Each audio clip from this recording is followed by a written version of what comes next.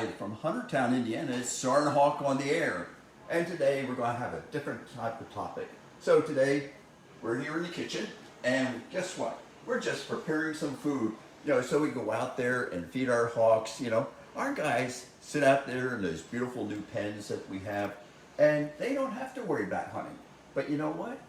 Our birds outside, the wild ones, they all have to worry about hunting and how they find the food and how they dispatch the food when they get it. So come on, join me in the office and we'll talk about hunting and searching for food. So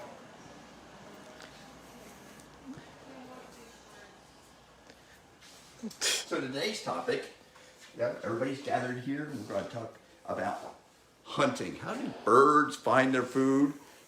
We essentially know some of it, but hunting is kind of a complex thing. It actually is two parts.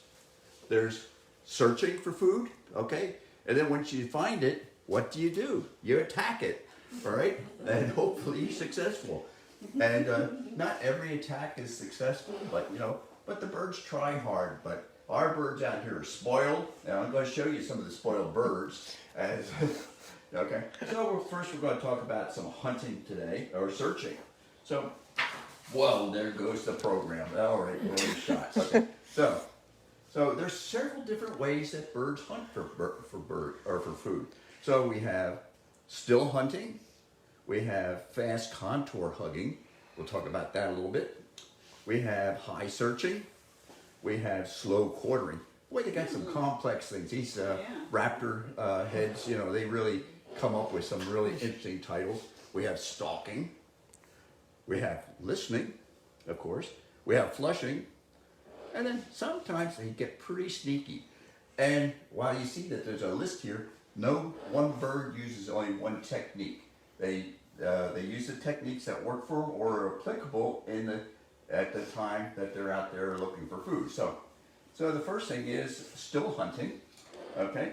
And of course we're familiar with that. Freckles, come on up here. We're going to talk about Freckles. Okay. Nicole's the one in the shirt. Freckles is the one in feathers. Okay. So this is Freckles. And of course he's a red-tailed hawk. This is a red shoulder here. But anyway, Freckles is one of these birds, sits up in a tree and just sits there and waits. And he just sits there and he looks, and if something moves, he says, looks like there's something there to eat. And if he can do it, he's just going to drop right down on it. Now, there's variations of still hunting. In fact, it's quite used mainly by forest birds. And so what he does is sit there for a while, and everything calms down out there. There's nothing moving around. So, so somewhere over there in the shrubbery or something like that are some birds or some mice or something. So he'll fly over maybe 10 meters away to another branch and just sit there very still. Then maybe go to another 10 meters, sit there very still. And these guys usually hunt from a perch about 25 or 30 feet up. And then when there's good opportunity, just drop down on their prey, right? Right, Freckles? Okay. So that's still hunting. Just stay there and wait for food to come to you. It's kind of like what we do here.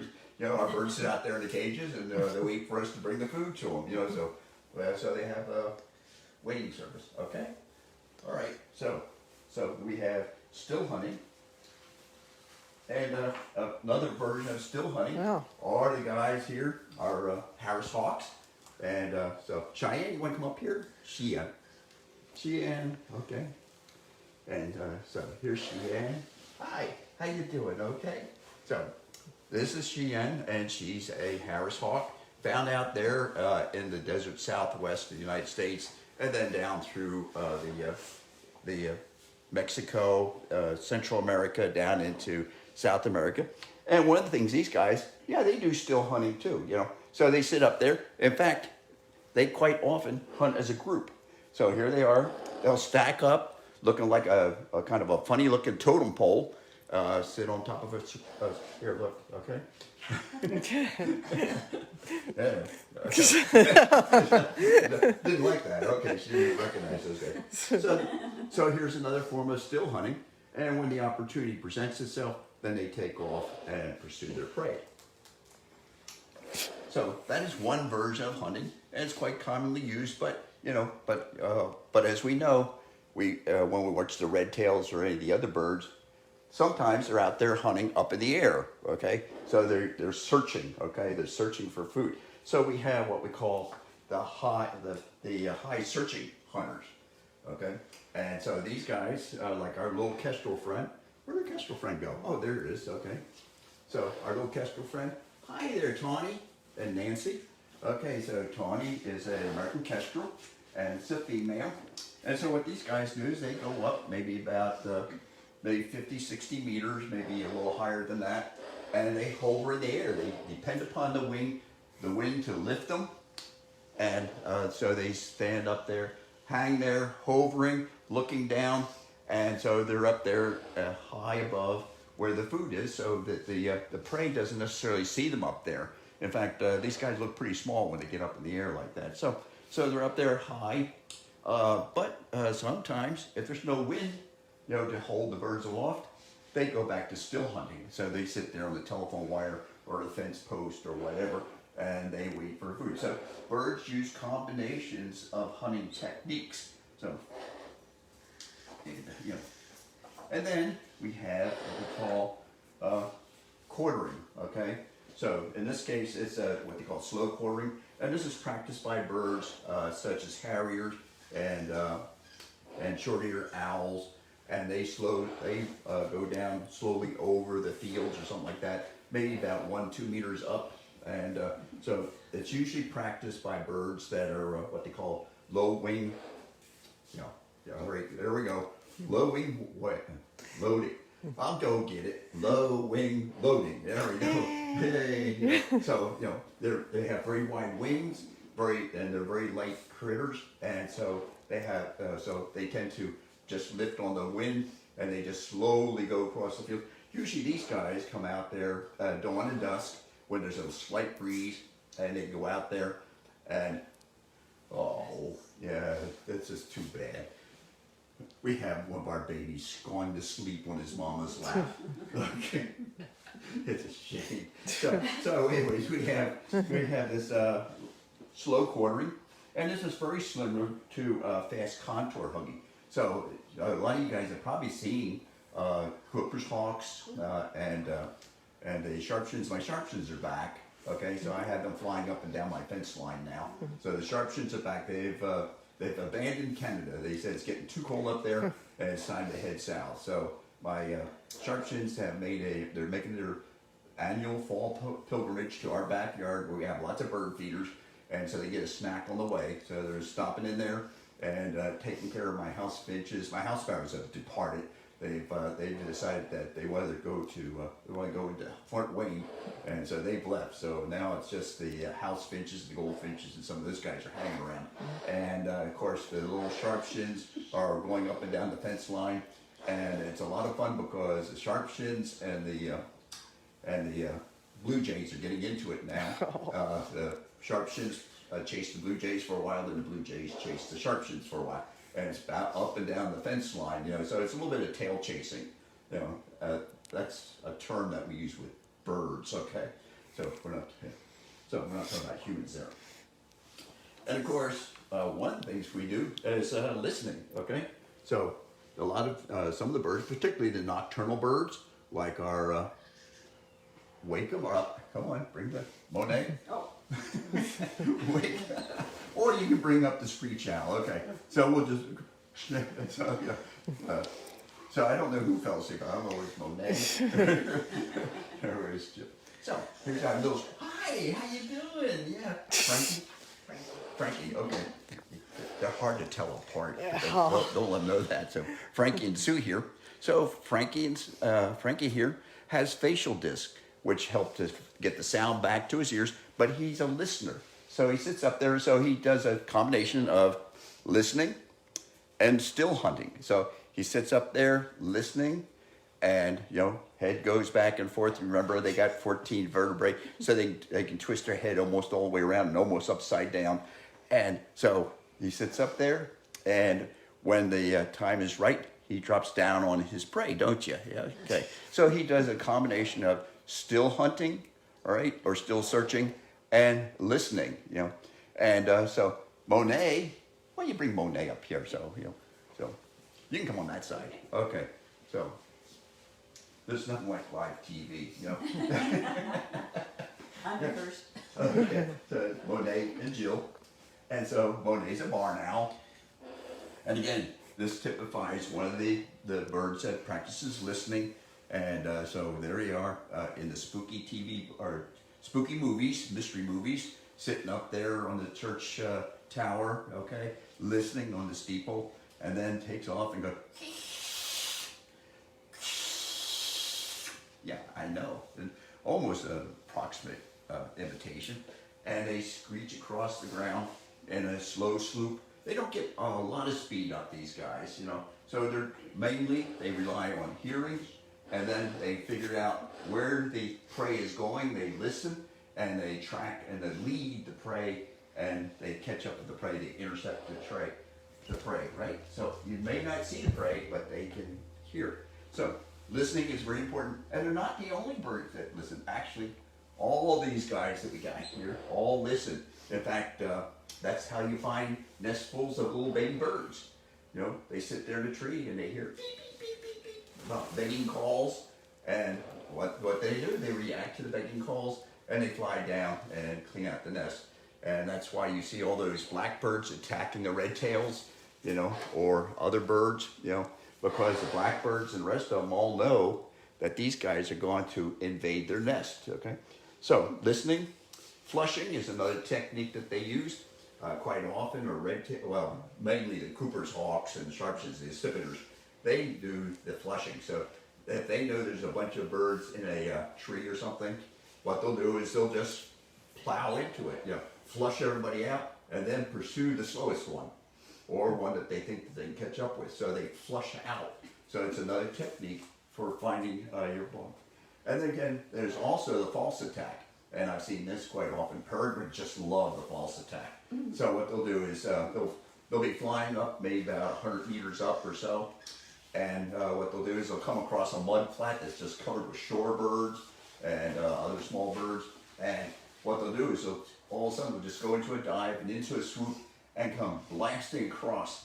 And all kinds of birds just explode out of there, And then the peregrine goes, which one do I like, and selects one and goes after it. So it flushes all those birds up off the mud flat, and the birds flushing off the mud flat depend upon all the other birds to act as the target, okay?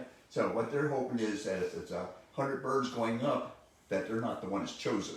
So kind of like people when they're in a panic, but everybody runs and hopes they're not the one that gets tagged, So anyway, so there's false attacks, and then after because they don't intend to catch anything on the ground, what they intend to do is catch it up in the air. So searching. So anyways, so that's essentially the different techniques that birds use for finding their prey. Searching it out, use a different technique. And actually, it's interesting that a lot of the birds, they start off with one technique, particularly if they're juveniles that take the easy techniques, like the red tails, they learn to drop. So they do the drop thing, they drop down, get their food real easy before they learn to pursue food, Pursuing food is a lot of work, because you got to come up, flying up behind it. So there's different techniques we use. We use direct flying, which means you just fly at the target, Indirect flying, that means what you do is you go out there, you see your prey over there, and what you do is you just kind of go around the corner and then come back and get it. So in other words, you detect the prey, you know what you want, so what you do is you go out, at right angles or something like that. So it's kind of like some of the strategies or tactics that we use that people use in battles and stuff like that. You go off to the sides and then come around behind, that kind of thing. So there's all kinds of things. So it's indirect flying. Tail chasing, that's when you flushed out the bird and now you're pursuing it, okay? One of the neatest things I ever saw was a peregrine. We were on a ship going into the Falkland Islands, and we're about maybe 10 kilometers off. There were white-rumped sandpipers flying ahead of us, heading toward the islands. and all of a sudden this peregrine comes zapping over top of us and went, right up, that, I felt sorry for that white room sandpiper, but it just took it right there in midair and just kept on going right towards Stanleyville. So, so it was like, Wow. and it's just amazing some of the things that you see. That's why if you go any of these birding trips or anything, always keep your eyes open, always stay outside, get up at dawn, hope somebody brings you lunch, and go to bed at dusk, so or the other things like we say, you can always sleep on the plane on the way back, there's no time for sleeping when you're out there bird watching, okay? So, even though I've been known to kind of doze off somewhere around 1:30, 2 o'clock in the afternoon, but that's all right. The birding has slowed down a little bit. So there's tail chasing, there's the glide, that's a kind of a technique that's particularly used by like the red-tailed hawks and that kind of thing. And they just slowly glide down across, it's minimal movement, okay? Maybe you'll see a little bit of moving from side to side as, a little bit of twisting or a little bit of yawing as they come down, but they make very, very little motion.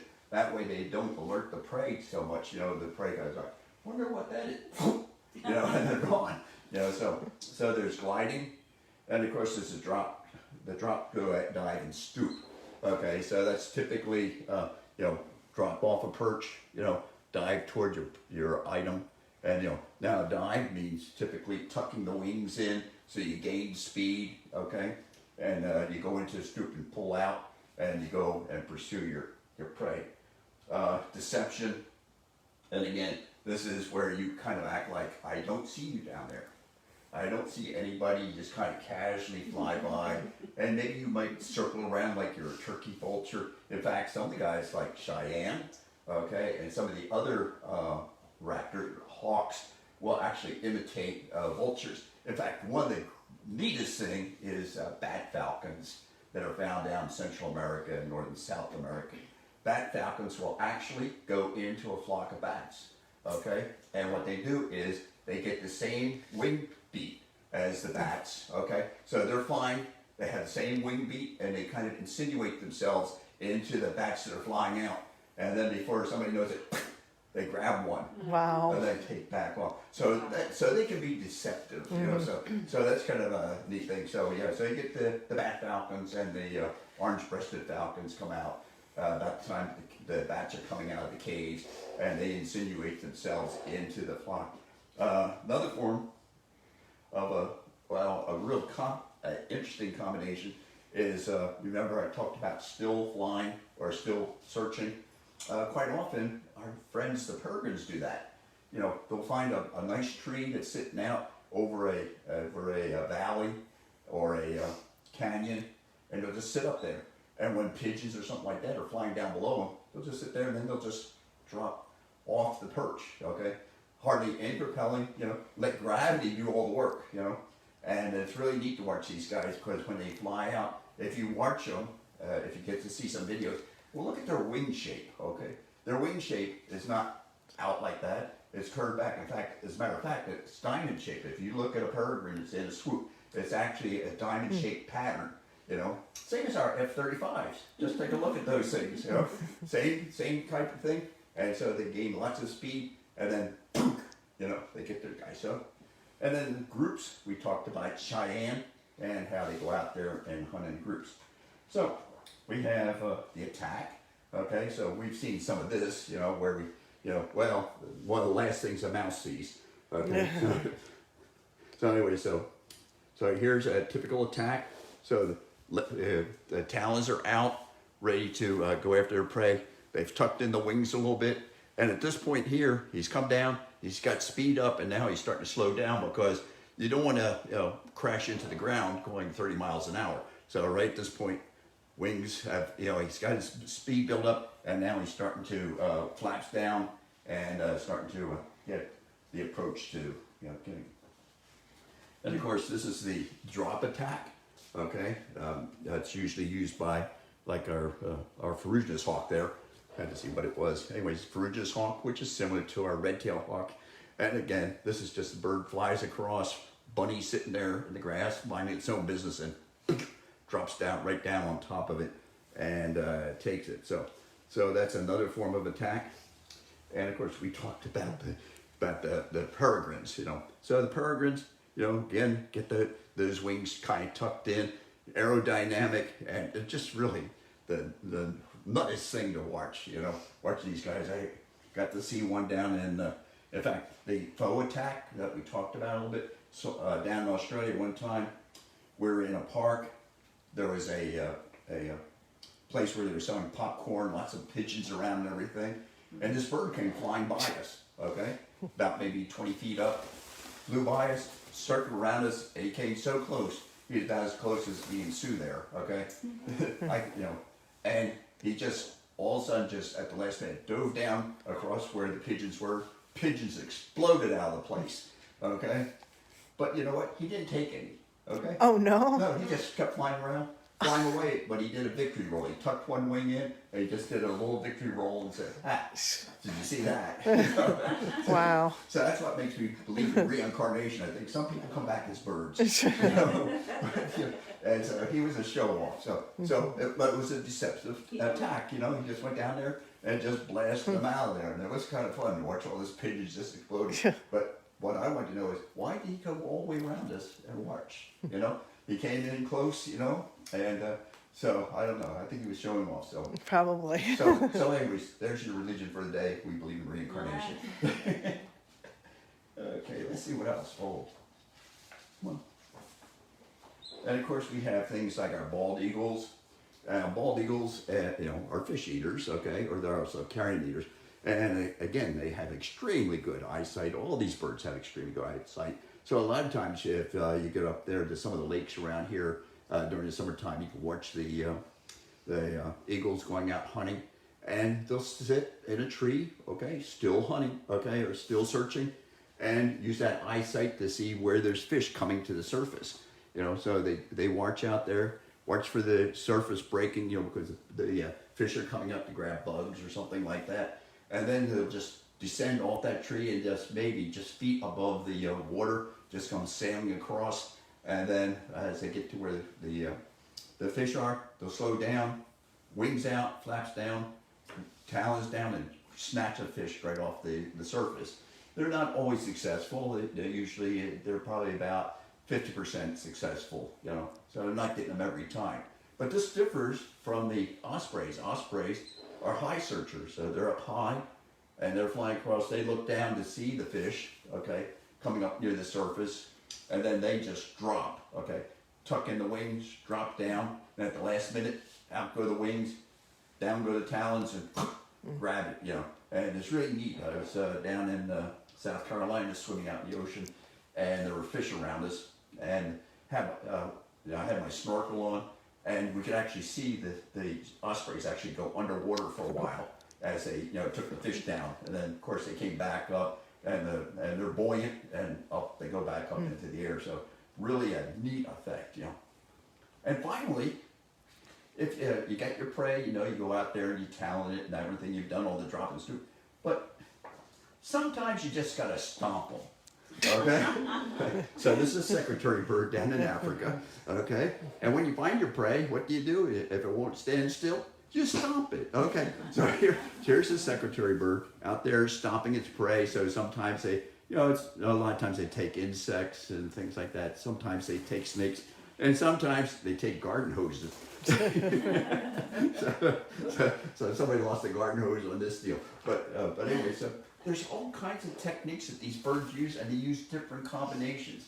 But it's always fun to go out there and just watch the birds, just see what they're doing, just see how adaptive they are. So the things like contour flying, watching them hedge hop across a field or something like that. So they come up, they fly low, up over the hedges and stuff like that. Sometimes one of the neat things that they do is they'll come do that contour flying, and they'll go along a hedge, and if they can hear that there's birds up ahead, what they'll suddenly do is they'll just flip over the hedge, okay? Up, over, and down the other side, and all of a sudden they got birds flushing, and they got a meal in sight, and birds scatters and panics and stuff like that, and they go after them. So there's all kinds of techniques that they use. That's similar to techniques that some of his people use in tactics and strategies for doing, in warfare, that kind of thing.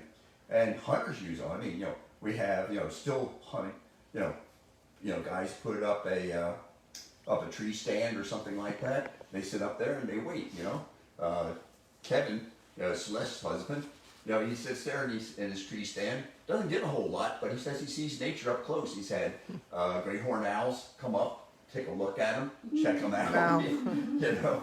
So that's a really kind of neat thing. Chickadee sitting on his barrel of his gun. Okay. I mean, it's kind of like, so we, so hunters use a lot of these techniques. Same thing with going around, taking a circuitous route to get on the best side of their prey, so the sun's behind them, okay? So the sunlight is all fully on their prey, so they can see it. So hunters, wise hunters, do the same things that the birds do out there. How to search for your prey, and then how to attack your prey. So it's really, every time you go out there, look, you're going to see something different, I'll tell you. And a lot of times the birds aren't all that bashful when we're around because they're fixated. They're fixated on what they're doing. So they tend to ignore us a little bit. If we're really not doing any kind of thing that imperils them, they can kind of know that, And one of the things also, because we are predators, eyes in front, predators hunt. A lot of times when you're watching your birds, your hawks and stuff like that, don't stare at them, okay?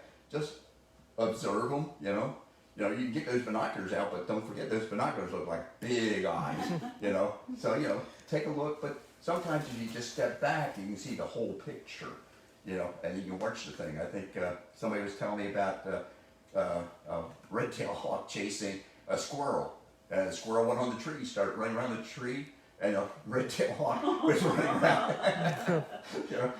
So sometimes prey knows how to avoid things.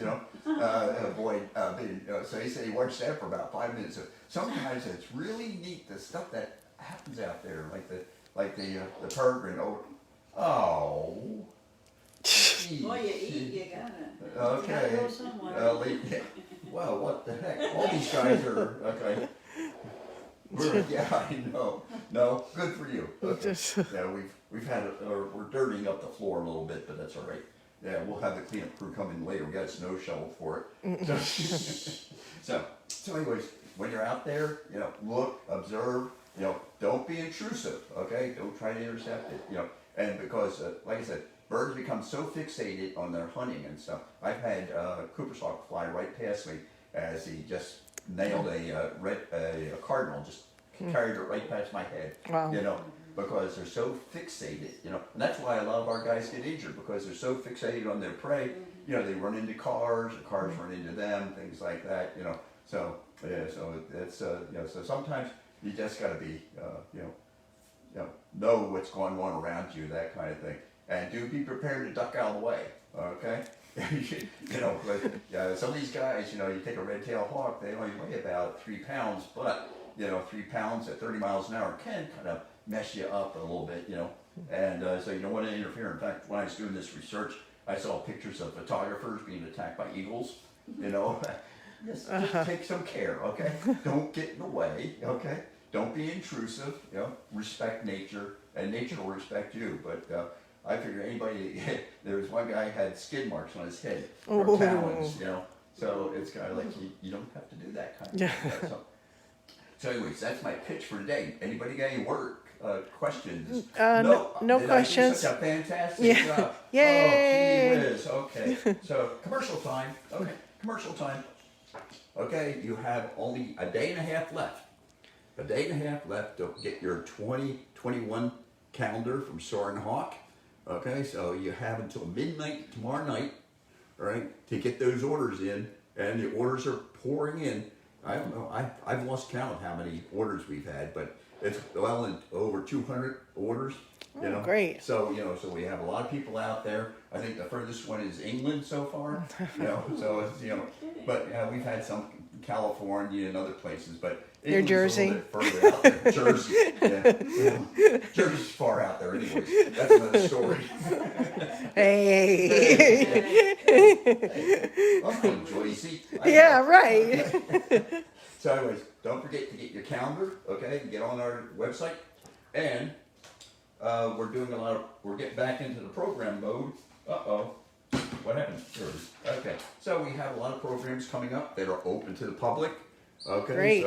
So you can see here, let's see, what we got. The next one coming up is, let's see, the homeschoolers are going to be over at Huntertown Park, okay, just down the road here, 9 o'clock in the morning, so it's going to be a little early, but we're going to have, so far, at least 20 families have signed up for this, and you don't have to sign up, just show up, all right? So park there along Woods Road, you know, and we'll be across there at the amphitheater, and I've been told that the bathrooms will be open, okay, so you don't have to use those trees, but anyway, it'll be out there, 9 o'clock, you know, come along, bring your kids, you know, and I don't think the homeschoolers will mind if we have a few more people show up. I think today we did a program with some the older people over there in Lakeside, and people were bringing their kids up, you know, like, we're there, we want everybody to enjoy and to see things, so let's see what else we have here. On that night, I think we have, no, sorry, that's a week later.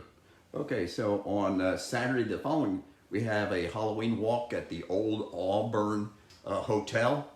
And I understand that it's a real spooky place. So Jill Devine will be there to guide people through the haunted house.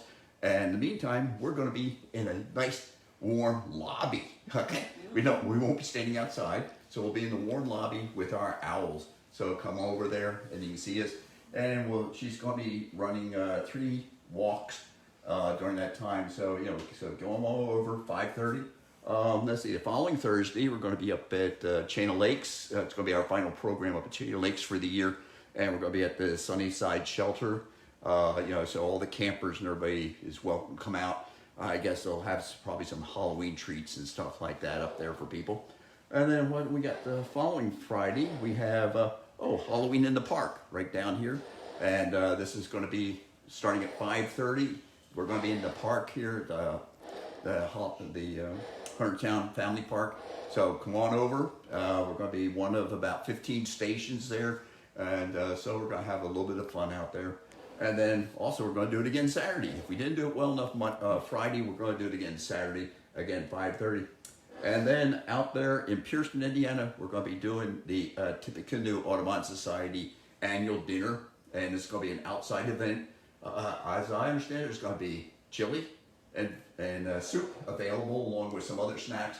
So, you know, and anytime there's free food, we show up. Okay. So, but you do have to let them know. So go on the website, Tippecanoe Audubon, and you can sign up. You know, so at least that way we'll have enough chili. As I understand it, the volunteers here, they get first dip. Okay, we get, you know, usually we end up getting the last dip, but this time I've been guaranteed that we're going to, you know, by Casey Jones out there, that we're going to get first dip, okay? And then let's see what else we got. And then into November on Arms to Stay, we have another homeschool program out here at the Huntertown Family Park. So we're going to be probably trying to do at least once a month. We're going to be doing something out at the Huntertown Family Park. You know, and it's free, it's open, you know. But if you want to come along and you want to get rid of those old musty $50 bills that you have in your wallet or pocketbook, you can do those. You can just dump those on us. We know how to clean them up, okay?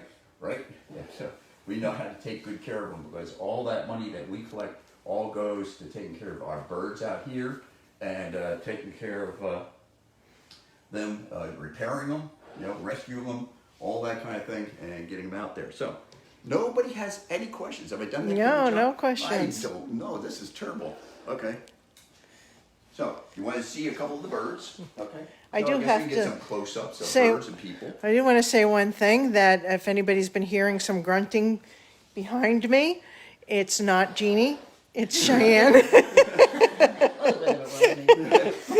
Cheyenne has been very talkative during this. I think she thought it was a dual conversation with Bob. So, Yeah. She's putting her 2 talons in. yeah.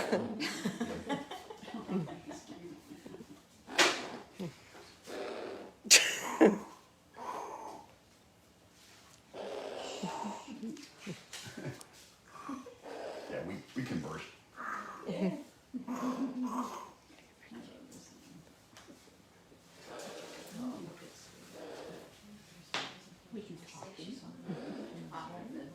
Oh, I forgot that one. Oh, I forgot. Oh, wait a minute. Halloween. I forgot Halloween at Gene Stratton Porter. That's also, that's what, Friday night, isn't it? Saturday night. Oh, I forgot that one. So, yeah, go out to Gene Stratton Porter up there at Rome City. Okay, it's Halloween. They'll have all kinds of things. And if you're lucky and get there on time, there will still be candy in our bowl. Okay? Along with our birds. So I'm sorry I forgot that one. I don't know how I did that. Bad Bob. Okay. So anyways, we're getting our season going again. So yeah, Gene Stratton Porter, that's a lot of fun up there. They'll have the buildings open, so you go and look at some of the displays inside the building, and it starts at 5:30. It's 5:30 to 7:30, and think what? I think so. That sounds about right. I think 5:30 to 7:30. So it's a lot of fun going up there to Gene Stratton Porter, and so we'll have a lot of things. So if we're lucky, you'll see us out there in that gazebo, and with our birds, and you can walk up. And if you're lucky, there's still going to be a few treats left in our candy bowl. Remember that, True? Okay. So there's so there's always stuff. You can always look on our website to see what events are running. But those are the public ones that we have. We have a few that are now in schools, or at schools, I should say, because we're trying to do all our programs outside. Okay, and the weather's nice. It's good out there, and so we're going to be doing a lot of outside events, and so you don't have to worry about being inside. But so, anyways, I told you about the private ones or the public ones. So no questions. No questions. No questions. How are we doing for time? It's about quarter of. Quarter of. Okay. Oh, it's 10 of. 10 of. Oh, I gotta go to school. Yeah, you have a class. I have a class, so I gotta go to school. I'm still being trained. Got past the potty training, but so anyways, we'll see you next week. And I don't know what next week's topic is, but if you guys have a question about something, phone it in, okay?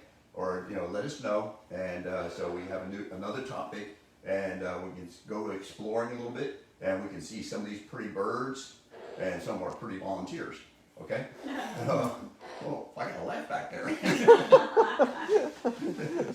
so I'll see you next week, and so I gotta go to school. Yep. Hey, Don, okay. Okay, thanks everybody. Bye. See you next week. Bye. Bye-bye. And I didn't say any bad words this week.